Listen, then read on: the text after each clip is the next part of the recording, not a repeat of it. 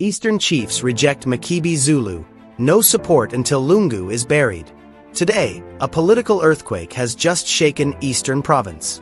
Traditional leaders, the same chiefs who have shaped Zambia's political landscape for decades, have taken an unprecedented stand. They are refusing to endorse PF presidential hopeful Makebi Zulu. Not because of policy, not because of party divisions, but because of one issue that continues to divide the nation: the burial of former President Edgar Lungu. Why are traditional leaders tying Makebi's political future to Lungu's burial? What message are they sending to PF and to State House? And how could this reshape the 2026 elections? Stay with me, because the truth behind this decision is deeper, more emotional, and more political than anyone expected. Good day, viewers. Welcome to another edition of the InspirAfrica Official. I'm Nakash. It's been quite a week here in Southern Africa, and the stories keep coming.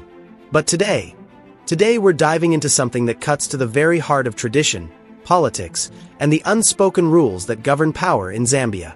Our lead story tonight: in the heartland of Eastern Province, where the ancestors still speak through their chosen voices, a political uprising is brewing. Not with guns or protests, but with something far more powerful: a collective silence. The royal establishments have spoken, and their message to one ambitious politician is as clear as it is devastating. Picture this, if you will. A man stands at the threshold of presidential power. His campaign materials are printed. His speeches are written. His supporters are mobilized. But 5 months after his political mentor passed away, that mentor's body still lies in a foreign mortuary, thousands of kilometers from home. And now, the traditional leaders, the keepers of custom, the voices of the ancestors, have delivered their verdict. How does a politician campaign for the highest office in the land while the man whose legacy he claims to carry remains unburied? What does it say about a candidate's priorities when political ambition appears to eclipse cultural duty? Can you build a political movement on the foundation of unfulfilled obligations to the dead? And perhaps most critically, what happens when the very people you need to win over, the chiefs, the elders, the guardians of tradition, publicly withdraw their blessing? Is this a test of character that Makebi Zulu has failed? Or is there a deeper game being played here, one where a dead president's body has become a pawn in Zambia's ruthless political chess match? Who benefits from this prolonged standoff? And what price will the Patriotic Front pay for this unprecedented crisis of conscience? The revelation came to light on November 14, 2025, when sources close to royal establishments in Eastern Province began speaking to journalists. Their message was unanimous and uncompromising. The context begins 5 months earlier.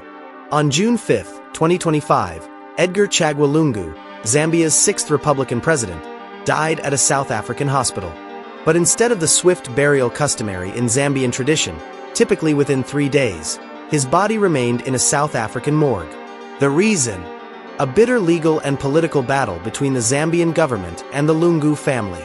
The government, led by President Hakainde Hichilema, insisted on a state funeral at Embassy Park in Lusaka, the designated resting place for former heads of state. The Lungu family, represented by lawyer Makebi Zulu, demanded a private burial in South Africa. They claimed Edgar Lungu had wished to be buried privately, without President Hichilema's attendance. Court battles ensued. The Pretoria High Court ruled in August that Lungu's body should be repatriated to Zambia for a state funeral. But the family resisted. Mediation efforts led by former Malawian President Bekele Malusi collapsed just days ago, on November 12, when Malusi formally withdrew from the process. Meanwhile, throughout this impasse, Makebi Zulu filed his nomination to contest the Patriotic Front presidency.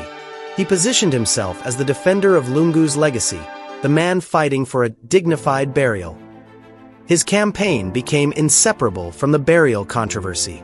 Then came the chief's response. According to multiple sources who requested anonymity, several traditional leaders in Eastern Province, Lungu's home region, held consultations. Their conclusion was damning. Makebi Zulu had violated Ngoni customs and traditions by prioritizing political ambition over ancestral duty. The sources close to the royal establishments were explicit in their condemnation. One insider told journalists, The chiefs are angered that Makebi Zulu appears more concerned about his presidential bid than ensuring that the late President Lungu is laid to rest with the honor he deserves. In our culture, showing respect to the dead comes before any personal ambitions. Another source elaborated on the traditional perspective. In our culture, tradition dictates that the dead must be given a dignified burial before other matters, such as politics, are attended to. The chiefs feel Makebi must first help ensure that President Lungu is buried before seeking to lead the country. This will serve as a lesson in respecting both the departed and the cultural values of the people. The sources made clear this wasn't merely about timing. It was about priority, about what a leader's actions reveal about their character. Yet the chiefs acknowledged political reality. According to insiders, although some chiefs have indicated that they would receive Mr. Zulu courteously should he visit their palaces during his campaign tours, they have reportedly resolved to throw their weight behind other candidates within the PF who, in their view, have demonstrated humility and respect for tradition. Makebi Zulu himself had been vocal about his mission. Speaking after filing his PF presidential nomination, he declared, "We lost our president, President Edgar Lungu, and as a party, we desire that he be given a dignified burial." He maintained that the burial could be resolved within 24 hours if the government met his conditions. In an interview on Emmanuel Mwamba's EMV podcast, Zulu stated, "If today the President Hakainde Hichilema said, 'I will not attend Mr. Lungu's burial. I will hand over to the Vice President, and we will give him his full honors and all. Tomorrow we would start off to come to Zambia. It is that simple.'" He went further, framing himself as a martyr for the cause. "I am ready to go to prison for fighting to ensure ECL's wish for a dignified burial is granted." But critics saw something different. Political analyst Sikale wrote bluntly, "It is irresponsible and unethical to use the body of a deceased person to advance political interests." The emotional weight of the issue resonated with ordinary Zambians too. One citizen expressed their anguish online. "When I think of our late President Lungu, and to imagine that we have not put him to rest, I feel so bad about it. It feels like he is being mocked or disrespected.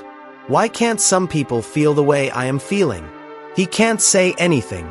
He can't hate anybody. He can't answer to anything. But in his death he is made to fight for burial." The chief's rejection of Makebi Zulu represents more than a personal setback.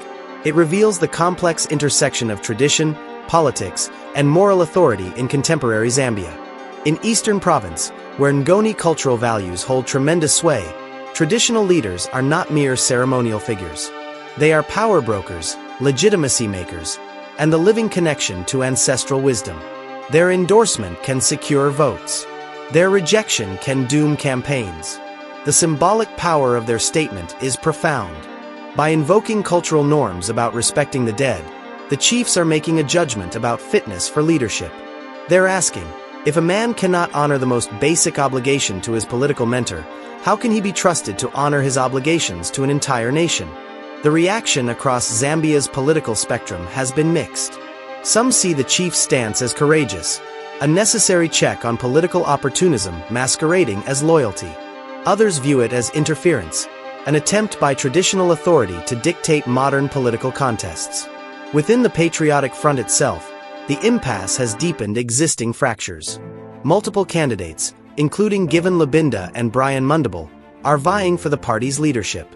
Each claims to be the true inheritor of the PF legacy. The burial controversy has become a litmus test of their competing claims. Legal experts point out the unprecedented nature of the situation. Never in Zambian history has a former president's burial been delayed for months due to political and legal disputes. Attorney General Mulalo Kabesha argued during court proceedings that the burial of former presidents is a state matter, citing the precedent of President Kenneth Kanda's burial at Embassy Park. But the Lungu family and their representatives have consistently resisted this framework. They've framed it as a matter of personal dignity and family wishes versus state overreach. The mediation collapse added another layer of complexity.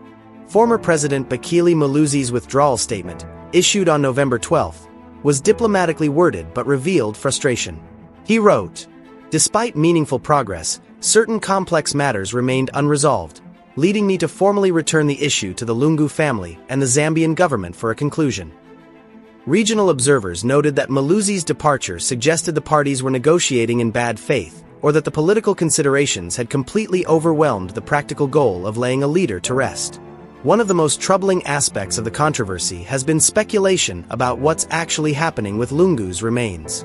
Reports emerged, though not officially confirmed, that the family considered cremation rather than repatriation. If true, this would represent an extraordinary break from both Zambian tradition and the family's own stated position. The broader question haunts Zambian politics. Who benefits from this impasse? If Makebi Zulu genuinely believes that keeping Lungu unburied strengthens his political position, he's gambling that public sympathy will outweigh public frustration.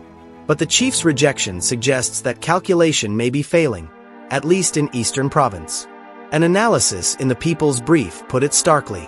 In the end, this is no longer about a grave but about power. A family's loss has become a party's manifesto. The late president's body, lying thousands of kilometers away, now represents unfinished business in Zambia's democracy. Thank you for watching today's documentary. This story is still unfolding, and its implications will ripple through Zambian politics for months, perhaps years to come. What do you think? Are the Eastern Province chiefs right to withhold their support from Makebi Zulu until Edgar Lungu is buried? Is this a principled stand for cultural values, or is it political maneuvering disguised as tradition? And perhaps most importantly, what does this entire saga tell us about the state of Zambian democracy and the Patriotic Front's future? Drop your thoughts in the comments below. Let's have a respectful, thoughtful conversation about tradition, politics, and the delicate balance between honoring the dead and serving the living. We'll be back tomorrow with more stories from across Africa.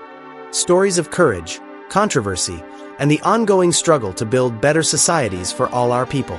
Until then, this is Nakash signing off. Stay informed, stay engaged, and never stop questioning.